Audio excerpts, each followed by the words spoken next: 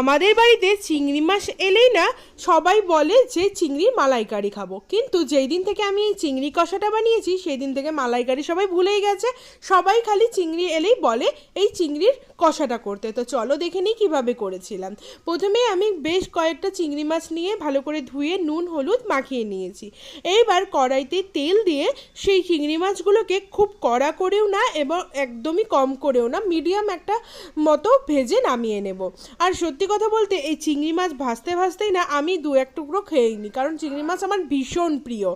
তো চলো, চিংড়ি মাছ ভাজা হয়ে গেছে। এবারে আবার কড়াই ধুয়ে কড়াইতে তেল দিয়ে দিয়েছি, ফোড়নে দিচ্ছি দুটো শুকনো লঙ্কা আর গোটা গরম মশলা দিয়ে ভালো করে একটু নেড়ে চেড়ে নিলাম। এবারে একটা পেস্ট ইউজ করব, যার মধ্যে দিয়েছি পেঁয়াজ, আদা, রসুন, কাঁচা লঙ্কা আর জিরে গুঁড়ো দিয়ে তারপর এর মধ্যে দিয়ে দিলাম কালারের জন্য কাশ্মীরি রেড চিলি পাউডার, নুন আর হলুদ গুঁড়ো দিয়ে মশলাটাকে ভালো করে কষিয়ে নেব তেল ছাড়া অবধি। তেল ছেড়ে দিয়েছে।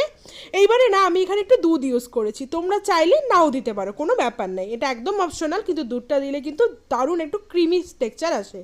দুধ দিয়ে দিয়েছি, দিয়ে ভালো করে এটাকে একটুখানি নাড়িয়ে নিয়ে আমি ভেজে রাখা চিংড়ি মাছটাকে দিয়ে গ্যাসটাকে হাই টু মিডিয়াম করে কিন্তু 4 থেকে 5 মিনিট জাস্ট এটাকে ফুটিয়ে নেব। তো দেখতেই পাচ্ছ 5 মিনিট হয়ে গেছে, অনেকটা গ্রেভি শুকিয়ে এসছে। এইবারে আমি নামিয়ে দিচ্ছি।